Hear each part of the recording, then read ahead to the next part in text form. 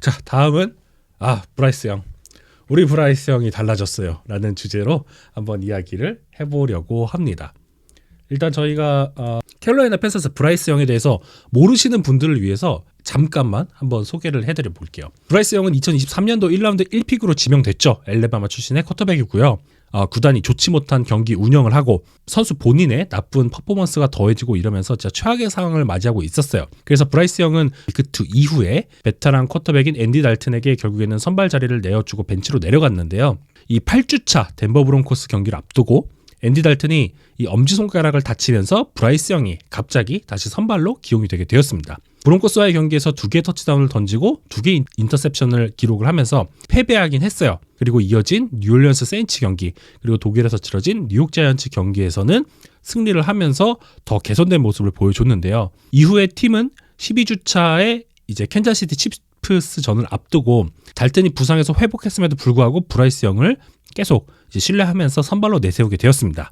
그리고 칩스전에서는 아쉽게도 패배를 했죠. 그리고 이어진 지난주 버커니어스와의 경기에서도 아쉽게 패배를 했습니다. 그런데 지금 분위기가 좀 묘해요. 바이위크 이후에 2연패를 당하면서 3승 9패를 기록하고 있는데, 그럼에도 불구하고 팀 그리고 이제 선수 그리고 코치진들은 이 브라이스 영의 경기력 개선에 대해서 굉장히 안도하고 있고 어떤 좀 신뢰를 이제 점점 보여주고 있는 그런 상황. 그래서 이 부분이 좀 재밌다고 생각을 해서 요 주제로 한번 이야기를 해보려고 합니다. 그쵸.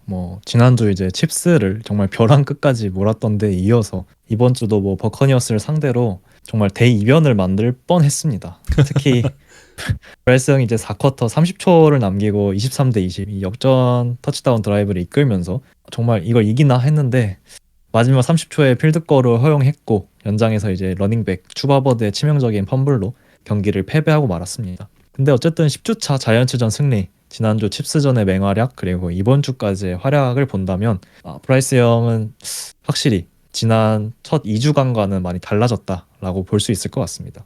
이 수치적으로 좀 확인이 되고 있어요. 그래서 지난 5경기 동안 패스 성공률이 60.5%로 올라왔고요. 다른 쿼터백이라고 하면 그냥 그런 거 아니야? 라고 할 수 있는데 0치고는 이게 되게 좋은 거예요. 그래서 60.5%로 올라왔고요. 현재 1082 패싱 야드, 6개의 터치다운, 3개의 인터셉션으로 패서 레이팅이 83.5. 이거 역시 평범한 거 아니야 라고 말씀하실 수 있는데 50대까지 떨어진 선수였거든요. 그래서 굉장히 많이 올라온 겁니다. 그리고 나서 82 러싱 야드, 1개 러싱 터치다운도 기록을 하면서 지금 팀을 이끌고 있고요. 수치들이 화려하진 않은데 굉장히 효율적인 플레이를 보여주고 있고 필름에서 나타나는 경기력도 상당히 많이 개선되는 모습을 보이고 있어서 지금 팀원들도 그렇고 팬들도 굉장히 신뢰를 많이 보여주고 있습니다.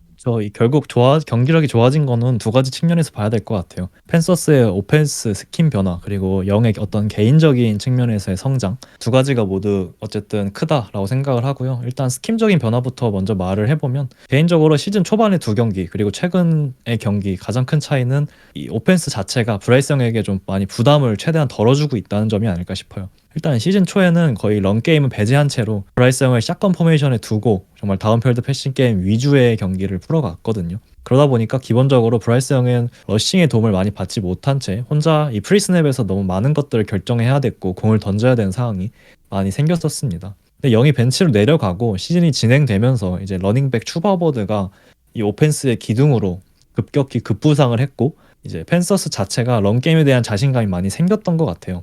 그러다 보니까 디펜스는 굉장히 이제 런 스트레스를 많이 받게 되고요. 그리고 여기서 파생되는 이 플레이 액션 이런 것들이 펜서스 오펜스의 어쨌든 주요한 플랜으로 자리 잡게 됐습니다. 가장 눈에 띄는 변화는 어쨌든 언더센터 포메이션의 비중이 지난 첫 2경기와 다르게 굉장히 늘었다는 점이라고 생각을 합니다. 물론 여전히 이제 샷건에서의 플레이 비중이 높긴 합니다만 첫 2경기와 비교했을 때는 거의 2배 이상 수치가 는 것을 확인할 수 있어요. 언더센터에서 스냅을 시작하게 되면 좋은 점은 일단 런게임에서 더 위력적이죠. 러닝백이 공을 받기까지 더 빠르게 움직일 수 있고 더 많은 가속을 할 수 있다는 장점이 있고요. 그리고 가장 좋은 거는 플레이 액션에서의 효율이죠. 쿼터백이 스냅 후에 등을 돌리게 되기 때문에 러닝백에게 공을 건네주는 그 지점에서 상대의 수비수를 속이기 더 쉽게 되죠. 그래서 이 핸드오프 과정이 수비수에게 전부 보이는 샷건 포메이션과 다르게 플레이 액션도 더 효율적일 수밖에 없습니다. 그래서 많은 팀들이 언더센터에서 플레이 액션을 많이 하는 이유이기도 하고요. 아무튼 최근 3경기 언더센터 비중을 대폭 늘렸고 여기서 파생되는 플레이 액션으로 어쨌든 브라이스 영에게 스냅 후에 좀 훨씬 편안한 이 패싱 레인이 만들어지게 됐고 비교적으로 영이 스냅 전에 뭔가 많은 것들을 결정할 필요가 없게 된 거죠. 그래서 러싱과 플레이 액션 조합이 결국 영을 더 편하게 해주는 효과가 있었다라고 보고 있고요. 사실 이 점이 이 카넬레스 감독을 데려오면서 가장 기대했던 부분이었는데 시즌 초반에는 좀 많이 그런 모습을 못 보여줬던 것 같아요. 뭐 작년 이제 프랭크 라이크가 영에게 잘 해주지 못했던 부분이기도 한데 어쨌든 이런 점들이 잘 맞아 떨어지면서 스킴적으로도 브라이스 영에게 굉장히 편안한 환경을 만들어주고 있다 이렇게 볼 수 있을 것 같습니다. 기본적으로 리그에 이제 들어오는 젊은 선수들이 가장 고전하는 부분이 이 디펜스의 패스 러시 속도, 이제 그 다음에 스냅 전 그리고 스냅 후에 바뀌는 이제 후방에 있는 커버리지, 그러니까 변장 커버리지 같은 거에 대한 대응이 잘 안 되는 거, 이런 부분들에 대해서 어려움을 많이 겪고 있는데 영은 그동안 진짜 이 부분에 대해서 되게 어려워했죠. 필드를 제대로 읽지 못한다거나 상대에게 되게 쉽게 색을 내준다거나 하는 장면이 많이 포착되었는데 벤치로 내려가 있는 동안 이 부분에 대한 보완이 굉장히 잘 된 것 같아요. 그래서 확실히 이제 언더센터를 하고 나서 쿼터백들에게 좀 그러니까 공격 측에서 좀 어려움이 있다고 한다면 상대가 순간적으로 변경하는 이 커버리지 형태가 내가 맨 처음에 봤을 때랑 다시 전방을 봤을 때 많이 바뀌어 있는 부분, 이 부분에서 어려움을 많이 겪잖아요. 근데 이 부분에서 좀 침착함이 많이 생겼죠. 그래서 필드를 좀 더 천천히 잘 읽고 프로그레션을 원활하게 가져가는 부분, 이런 부분에서 확실히 개선되어 있다라는 부분을 많이 느끼고 있습니다. 그리고 또한 언급해주신 부분 중에서 이 추바 허버드가 커리어 하이 시즌을 보내고 있는 부분, 이것 역시도 영향력이 굉장히 크다라고 생각을 하고 있어요. 실질적인 주전으로서는 두 번째 시즌이죠. 확실히 이 선수가 살아나니까 팀 역시도 런에 대한 의존이 많이 커지고 이것은 동시에 브라이스 영에 대한 부담감을 좀 약간 덜어주는 그런 부분까지 연결이 되고 있습니다. 앞서 승리한 2경기에서 허버드의 활약 정말 훌륭했고요.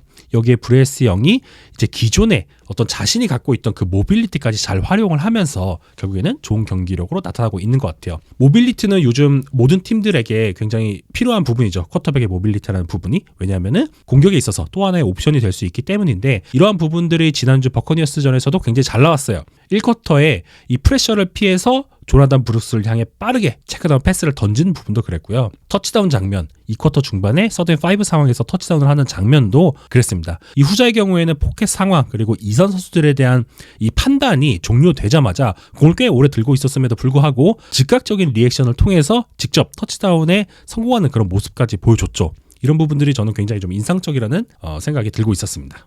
뭐 조나단 브룩스도 싹이 보이더라고요 하셨는데 이 선수도 사실 뭐 부상으로 2라운드에서 뽑혔지 1라운드 재능이라고 좀 봤거든요. 그렇죠. 어쨌든 펜서스가 추바 허버드 그리고 조나단 브룩스를 위시로 해서 런 게임을 잘 풀어나가고 있다는 점이 가장 긍정적이다라고 보고요. 그 외에 뭐 스킴적인 도움 말고도 영의 어떤 개별적인 발전도 많이 눈에 띄더라고요. 제이님께서 말씀해 주신 것처럼 가장 눈에 띄는 건 전 프레셔에 대한 대처가 확실히 좋아졌다라고 느끼고 있습니다. 작년 이 펜서스의 처참한 오펜시브 라인 그리고 프로텍션에 대한 문제로 영이 사실 작년에 크게 영향을 받았고 프레셔가 올 때면 정말 패닉에 빠지거나 뭐 포켓을 빨리 버린다거나 하체 메카닉이 망가지는 이런 결과를 초래했거든요. 그래서 이런 습관들이 계속되면서 이번 시즌 초에도 좋은 프로텍션 뒤에서도 제대로 포켓 무브먼트를 가져가지 못한다거나 푸더크가 망가진다거나 여전히 너무 빠르게 포켓을 버린다거나 이런 문제가 반복됐었는데 어쨌든 최근 들어서는 이런 모습들이 많이 교정이 됐습니다. 그래서 기본적으로 카넬레스는 브라이스 형이 프레셔가 와도 쫄지 않고 플레이의 리듬을 살리는 뭐 그런 작업을 거쳤던 것 같고요. 그래서 플레이 디자인도 그런 식으로 굉장히 좀 간결하게 잘 짜줬던 것 같습니다. 그래서 영상을 몇 개 가져와 봤는데 어쨌든 가장 놀라운 장면이었어요. 이게 칩스전 영상인데 서드 앤 8 상황이고 펜서스가 이제 필드 오른쪽에 번치 포메이션을 준비를 하고요. 이에 칩스 디펜더들이 오른쪽에 4명이 위치하고 있고 반대쪽엔 코너백 말고 아무도 없게 되죠. 그래서 아마 브라이스 형은 프리 스냅에서 맨 커버리지만 알았을 거고요. 블리츠가 올 것이다 라는 걸 인지하고 있었을 겁니다. 문제는 이 3명의 리시버에 대응하는 맨 커버리지가 누군지 확인이 안 된다는 거죠. 그래서 스냅이 시작하자마자 82번 리시버가 이제 스크린 패스처럼 한 발짝 뒤로 빠집니다. 그러니까 여기에 21번 코너백이 반응을 하죠. 그래서 브라이스 형은 이것을 읽습니다. 그러면서 이제 맨 커버리지 매치업이 명확해지죠.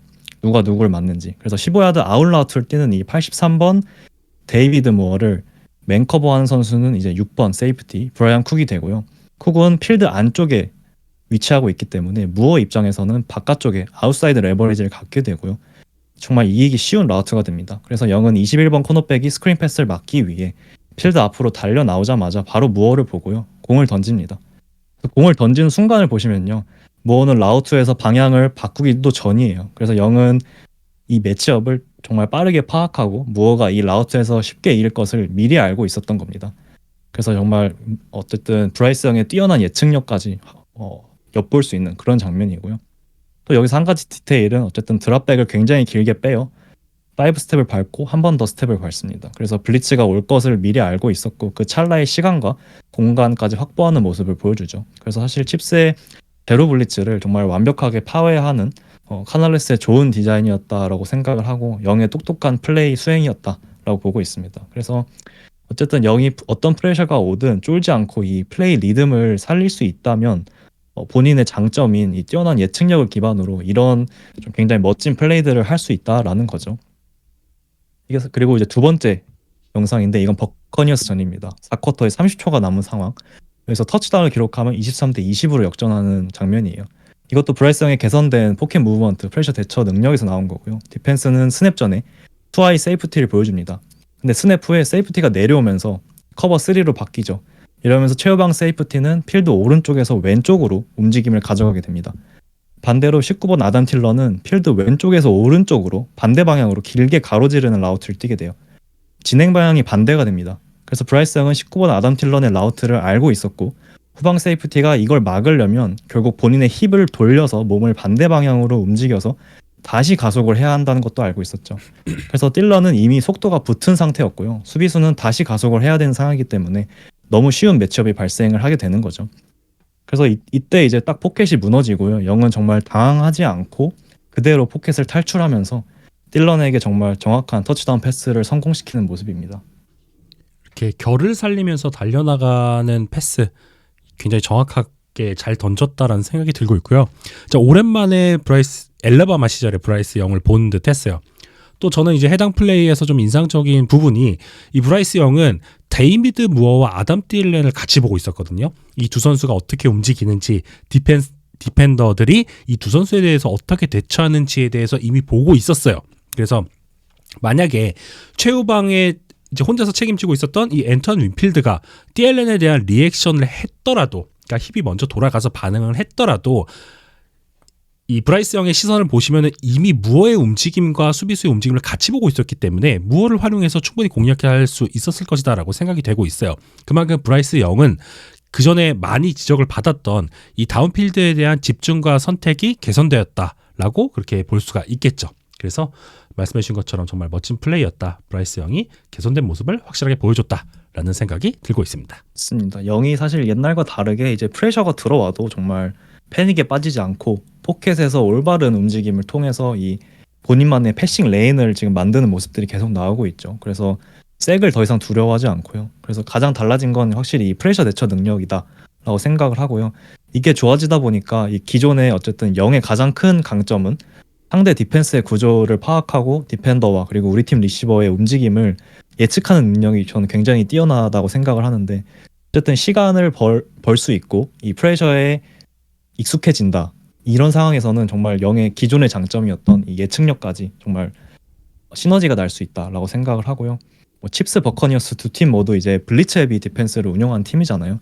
그래서 이 두 팀을 상대로 정말 경기 내내 프레셔에 시달리면서도 이 빅타임 스로우를 만들어내는 정말 훌륭한 활약을 했던 것 같습니다. 근데 휴식 시간 동안 브라이스 영은 필름 스터디를 참 열심히 한 것 아닌가라는 생각이 들고 있어요. 그 정도로 이전에 찾아볼 수 없던 노련함이 더해진 브라이스 영, 여기에 본인의 장점을 극대화시키는 플레이들이 참 좋은 시너지를 내고 있다라는 생각이 들고 있습니다. 하지만 성적으로도 나타나고 있지만 결국 패배했잖아요. 그리고 브라이스 영의 단점 역시도 좀 남아있죠. 그렇습니다. 이제 물론 이제 공을 던질 때 또 하체를 다 공중에 띄워버리는 좀 이 스로잉 메카닉, 이 하체 메카닉을 아직까지 고치지 못했습니다. 그러다 보니까 경기 내내 좀 터무니없이 0점 조절이 안 되는 패스들도 좀 여전히 빈도 높게 나오고 있어요. 패스 성공률이 지금 60%대에 머물고 있으니까요. 이거는 뭐 사실 메카닉적인 부분은 시즌 중에 고치긴 사실 굉장히 힘들고 그렇죠. 어쨌든 영의 약한 어깨를 고려한다면 이 부분은 사실 커리어 내내 고치지 못할 가능성도 있다고 보거든요. 근데 어쨌든 이 하체 메카닉이 바로잡 잡히지 못한다면 이 정확도 문제는 계속해서 영의 커리어 내내 따라다니지 않을까 그렇게 생각을 하고요. 그럼에도 어쨌든 다른 하나의 큰 약점이었던 이 프레셔 대처 능력을 키워내고 있다라는 점에서는 영에게 다시 한번 기대를 걸어봐도 되지 않을까 이런 생각을 하게 하는 지난 2주간의 경기였습니다. 네, 잘 들었습니다. 2시즌 동안 임시 헤드 코치를 포함해서 3명의 헤드 코치를 거쳐왔잖아요. 그만큼 굉장히 팀과 선수가 어려운 그런 시간을 겪어왔는데 이렇게 체계와 지도 체제의 잦은 변화에 시달리면 선수가 아무리 뛰어난 재능을 갖고 있더라도 힘들죠. 그래서 루키 시절에 브라이스 영은 16경기에서 62번의 색을 허용했고요. 포켓안에서 불안감을 느끼는 것을 어떻게 보면 이런 수치로 봤을 때 되게 당연하다라는 생각이 들기도 해요. 젊은 쿼터백에 끊임없이 환경에 적응하라고 강요하면 기본기가 흔들릴 수는 있다고 생각이 되고 있습니다. 영을 위한 변명을 하자면 물론 인터셉션, 더블 커버리지가 되고 있는 타깃에 향한 불필요한 패스, 그리고 이상한 경기 운영 이런 것들은 결국 펜서스가 브라이스 영을 벤치로 내리게 만든 그런 원인이 됐다라고 생각을 하고 있고요. 분명히 스스로 이것을 초래한 부분도 있다라는 생각이 들고 있어요. 이러한 상황에서 본래 계획 없이 복귀한 브라이스 영이 개선된 모습을 보여주는 부분은 분명히 팀을 운영하는 코치나 아니면 프론트 오피스 입장에서도 굉장히 반가울 것 같아요. 경기 후에 선수들의 인터뷰를 좀 살펴봤는데